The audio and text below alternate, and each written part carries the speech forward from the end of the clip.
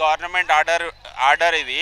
But ఇది government order ఏంటిది, in the favour of government employees or contract employees or outsourcing employees. But ఇది ఇప్పటి వరకు జీవోలు ఒక లెక్క, ఇప్పుడు వస్తున్న జీవో ఒక లెక్క ఉన్నది. వీట జీవో ఎట్లున్నదంటే ఒక గుంపు మేస్త్రి జీవో. దీన్ని జియో అంటే గుంపు మేస్త్రి ఆర్డర్ ఇలా ఉన్నదనమాట దీని డెఫినేషన్. అండ్ ఇది ఇలా ఎందుకు అంటున్నాను అంటే దీనికి ఒక పర్టికులర్ రీజన్ ఉన్నది. ఏంటిదంటే మీరు ఇప్పుడు ఒక ఓపెన్ చేయండి ఆ పేపర్ ఏదో ఓ పేपर में क्या है मालूम, ड्राइवर की सैलरी 19,500 है, पोस्ट ग्रेजुएट टीचर उनकी सैलरी 18,000 है. आप बताइए वो जीवो में वही है. इसीलिए అందుకనే నేను చెప్తున్నా ఇది గుంపు మేస్త్రి ఆర్డర్. जीओ అంటే गुंपू मेस्त्री ऑर्डर. ఇది ఒక एजुकेशन मिनिस्टर, आप एजुकेशन मिनिस्टर पे है, आप हम लोगों के फेवर में आना है. हम लोग इतने लोग देखिए आप कई different whole Telangana they are came. We want justice madam, that's it. Minority గురుకుల పాఠశాలలో పనిచేస్తున్నటువంటి part time teachers, outsourcing teachers యొక్క జీతాలు 6 నెలల నుంచి ఇవ్వడం లేదు. ఇవి జీతాలు వెంటనే చెల్లించాలనేది మొదటి డిమాండ్. రెండవది ఈ మధ్య వాళ్ళ జీతాలు తగ్గించారు. 35,000 ఉన్న వాళ్ళకి 22,000, అంటే ఒక్కొక్కరికి 10. గతంలో ఉన్న పెంచాలే కానీ తగ్గించడం ఏంటిది? ఈ మైనార్టీ సెక్రటరీ ప్రభుత్వం లోపల వీళ్ళందరూ ప్రమోషన్ల కోసం, మెప్పు పొందడానికి కోసం అడ్డగోలుగా ప్రవర్తిస్తున్నారు. వీళ్ళ యొక్క జీతాలు సమాన పనికి సమాన వేతనం ఉన్నట్టుగా వీళ్ళ జీతాలు మొదట ఎట్లున్నానో ఇప్పుడు కూడా అట్లా పెంచాలని చెప్పి డిమాండ్ చేస్తున్నాం. రెండవది వీళ్ళ యొక్క జీతాలు మరింత పెంచేది పోయి తగ్గిస్తారా, ఏమన్నా మీనింగ్ ఉందా అని చెప్పి ప్రభుత్వాన్ని నేను హెచ్చరిస్తున్నాను. రెండవది రెగ్యులర్ టీచర్లను నియమిస్తున్నారు. 10 నుంచి 15 ఏళ్ళ అనుభవం ఉంది వీళ్ళకు. వీళ్ళ అనుభవానికి వేటేజ్ ఇచ్చి రెగ్యులరైజ్ చేయాలని చెప్పి డిమాండ్ చేస్తున్నాం. మైనార్టీ స్కూళ్ళను వీళ్ళెంతో ఫెకల్టీని డెవలప్ చేసి స్టాండర్డ్ డెవలప్ చేస్తున్నారు. కాబట్టి ప్రభుత్వం వెంటనే చర్యలు తీసుకోవాలని చెప్పి ఈ మైనార్టీ టీచర్లను పర్మనెంట్ చేయాలి, ఫెకల్టీని డెవలప్ చేయాలి. వీళ్ళ జీతాలు నెల సక్రమంగా ఇవ్వాలి. జీతాలు ఇవ్వకపోతే వాళ్ళు ఎట్లా జీవిస్తారు, వాళ్ళ కుటుంబాలు ఎట్లా పోషిస్తారని చెప్పి నేను ప్రభుత్వాన్ని సవాల్ చేస్తున్నాను. రెండవది మైనార్టీ గురుకుల పాఠశాలలకు కూడా సొంత భవనాలు లేవు. సొంత భవనాలు నిర్మించాలి, విద్యా ప్రమాణాలు పెంచాలి. సీట్లు చాలా పెద్ద మొత్తంలో ఖాళీలు ఉన్నాయి. ఆ సీట్లు మైనార్టీలు దొరకకపోతే ఇతర కులాలతో డెవలప్ చేసి మొత్తం సీట్లు భర్తీ చేయాలని చెప్పి ప్రభుత్వాన్ని డిమాండ్ చేస్తున్నా. జీతాలు సక్రమంగా నెల ఇవ్వకపోతే మైనార్టీ సంస్థలను ఇక్కడ మొత్తం ఈ కార్యాలయాన్ని ముట్టడించి స్తంభింపజేస్తామని ప్రభుత్వాన్ని హెచ్చరిస్తున్నాం. నెల కమిషన్ ఇచ్చేటోళ్లకు, కాంట్రాక్టర్లకేమో 1,00,000 కోట్లు 100 కోట్లు ఇస్తారు. నెల జీతం మీద బతికే ఈ కాంట్రాక్ట్ ఉపాధ్యాయులకు, అవుట్సోర్సింగ్ ఉపాధ్యాయులకు, పార్ట్ టైం ఉపాధ్యాయులకు జీతాలు ఇవ్వకపోవడం ఒక భాగం అయితే తగ్గించడము మరీ దారుణం. కాబట్టి ప్రభుత్వం వెంటనే జీతాలు బకాయిలు చెల్లించాలి, మునుపటి వల్లనే ఇవ్వాలి. సంవత్సరానికి 12 నెలల జీతాలు ఇవ్వాలి. ఎందుకంటే చెరువులకి కట్ చేస్తున్నారు. చెరువులకు రెగ్యులర్ వాళ్ళకి చెరువులకు కట్ చేస్తారా? చేయరు. వీళ్ళకి ఎందుకు కట్ చేయాలి? కాబట్టి వీళ్ళకి టోటల్ 12 నెలల జీతాలు ఇవ్వాలని చెప్పి డిమాండ్ చేస్తున్నారు.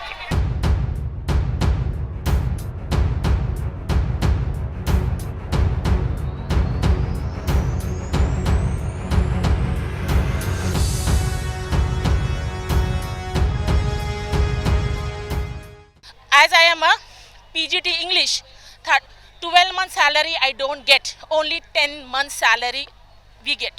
How can we survive? How can we survive? I plead to Revant Reddy sir, what he is doing for us. When he was about to become a chief minister, he promised us equal pay, equal amount. Where is that promise? We have voted for him. We have voted for him. Please, through this media, I am giving an application for the Revant Reddy sir. Work on it, and through this, take definitely a fast action on it. We are going place and place, village and village, consoling them, retention of admissions. It's a very stressful job. Even though one day we'll get 1,000 rupees, what goes in 1,000 rupees? What comes in 1,000 rupees? You tell me nowadays. What comes? We are all. There is no security for us. In the contract, they always say temporary. You can get out whenever you feel, whenever they feel. If we can't speak louder. We can't speak about our justice. Why? Because we have always feared that when we are going to terminate, when we are going to put off the school. This is, we want what we want, contract. We want contract. That's it we want. We want job security. We want equal respect. We want equal respect as the regular are getting. In the society all, yes. 12 months salary we want, and we don't want agencies. We don't want agencies. Why? Because it's become a big problem for us. We need to beg what we have worked hard for. We need to beg to the agencies. Sir, please see the proceeding. Sir, please do something for us. Sir, they shout on us. Needless we are taking them. So please, PF also, there is no message is forwarding from that PS is deducting or not. From 6 years, immediate action should be taken. And Revanth Reddy sir, whatever you have told, whatever you have promised, it should be fulfilled. Only the bus facilities, that to horrible conditions.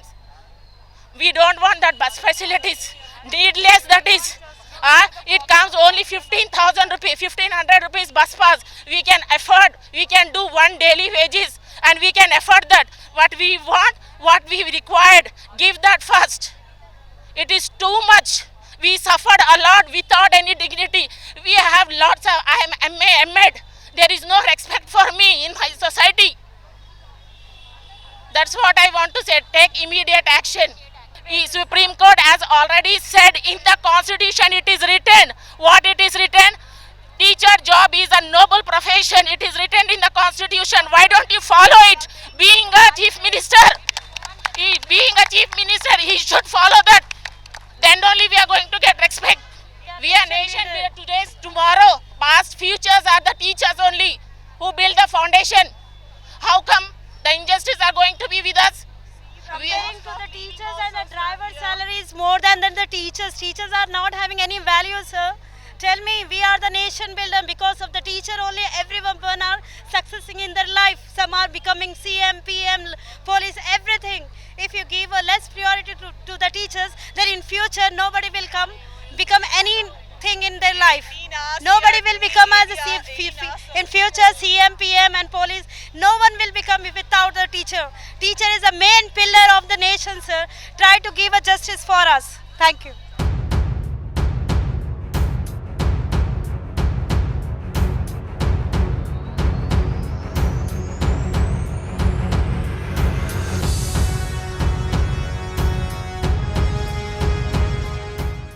Salary రాక వాస్తవంగా 3 నెలలు అయింది madam. ఈ 3 నెలలు మేము ఎదురు చూస్తున్నాం మొదటి నుంచి వచ్చే శాలరీ వస్తుందని.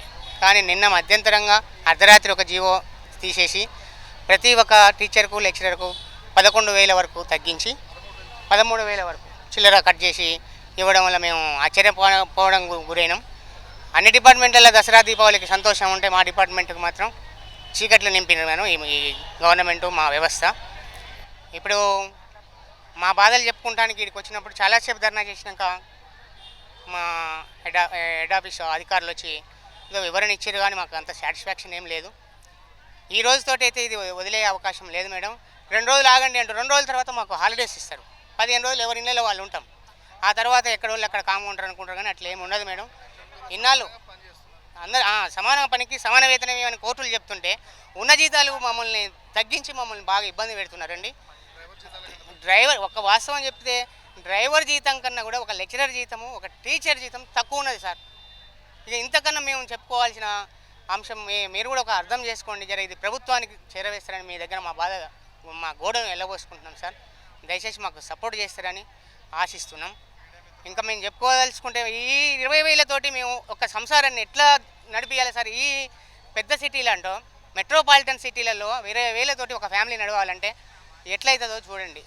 ఇందులో 8-9 ఏళ్ళ నుంచి పనిచేస్తున్నాడు. బేసిక్ ఎప్పుడైతే స్టార్ట్ అయిందో మైనారిటీ వెల్ఫేర్ అప్పటి నుంచి పనిచేస్తున్న వాళ్ళు వాళ్ళ బాధలు చూడండి. ఇంటికాడ నుంచి మేము డబ్బులు తెచ్చుకోవాల్సి వస్తుంది సార్. మేము పంపించాలి, ముసలోళ్ళు ఉంటే ఇంటి దగ్గర మేము వాళ్ళని అడిగి మేము తెచ్చుకోవాల్సిన పరిస్థితి వచ్చింది. ఇప్పటికి మేము 7 ఏళ్ళ నుంచి చేస్తున్నాం సార్. ఆ 7 ఏళ్ళ నుంచి మేము పెరుగుతాయి అనుకున్నాం. పండగకు జర పెంచుతారనే ఆశతోటి వచ్చినాం. ఒకేసారి 13,000 కట్ చేయడం అంటే ఎంత తీవ్రమైన మమ్మల్ని బాధల్లోకి నెట్టడం. ఏ బెనిఫిట్స్ ఉండవు సార్. రాత్రి డ్యూటీలు ఉంటాయి, ఇన్సూరెన్స్లు ఏముండవు మేడం. 8 నెలల జీతం మాత్రమే వస్తుంది సార్. 8 నెలల జీతమే. ఒకవేళ ఎవరైనా 12 నెలల శాలరీ ఇస్తే వాళ్ళకి తెలుసు ఇస్తే ఏమవుతుందో, కోర్టులకు పోయే అవకాశం ఉంటుందని. ఆ ఇవ్వాల్సిన జీతాలు కూడా 3 నెలలకు ఒకసారి ఇచ్చు చాలా ఇబ్బంది పెడుతున్నారు madam.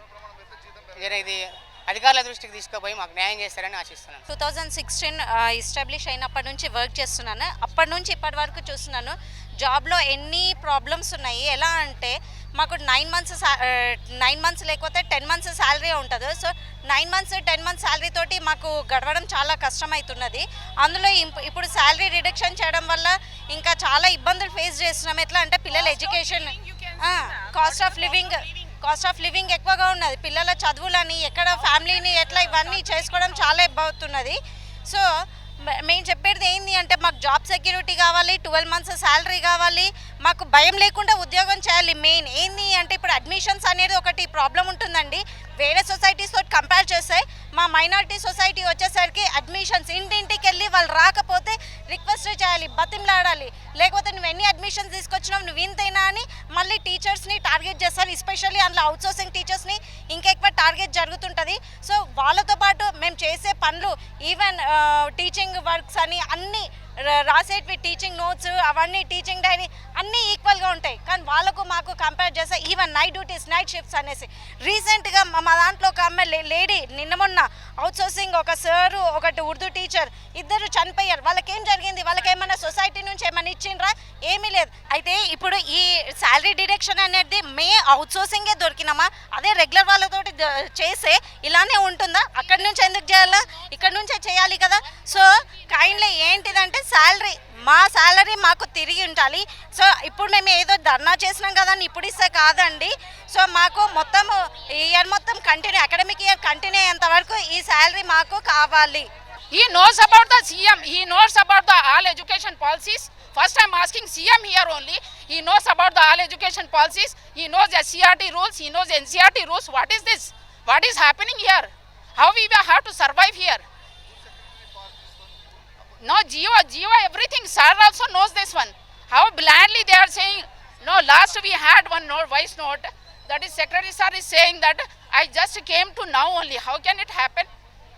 Without knowing the secretary, how can it happen? I want one question here. I am asking one CM also to hear. I am asking our secretary sir also. We are believing. We are the believers on secretary sir. Just that's why we are doing the jobs from 2016. How we are not looking after our children also there. But how we are doing the every job, every timetable, everything we are. How he doesn't know that is the reason. Without reason, how can he say that? How can he misguide and mislead to that our people here, outsourced people? How can mislead this one? Everything misleading only, no. Then how you are saying we are the team leaders, we are that our people. So what is this? What you are showing here now? What you are showing now? No, how can we believe, sir? Last 10 years, 8 years we are believing you only. So how all of a sudden how can you do this one? How can you do this one? This is totally injustice. Minority గురుకుల సంస్థల్లో పనిచేస్తున్న outsourcing ఉద్యోగుల యొక్క వేతనాలు తగ్గిస్తూ హఠాత్తుగా తీసుకున్న నిర్ణయం పట్ల టీఎస్యూటీఎఫ్గా తీవ్రంగా వ్యతిరేకిస్తున్నాం. ఈ ఉత్తర్వులు వెంటనే ఉపసంహరించుకొని వాళ్ళకి ఇప్పటి వరకు ఇస్తున్న 30,000ను యథావిధిగా చెల్లించాలని చెప్పి కూడా మేము డిమాండ్ చేస్తున్నాం. వారి ఆందోళనకు పూర్తిగా మద్దతు ప్రకటిస్తూ సెక్రటరీ గారు వెంటనే వారికి ఇచ్చిన ఉపసంహరించుకున్న ఉత్తర్వులను రద్దు చేసుకొని వాళ్లకు కుటుంబాలకు ఆదుకోవాలని చెప్పి మేము ఈ ద్వారా పిలుపునిస్తాం.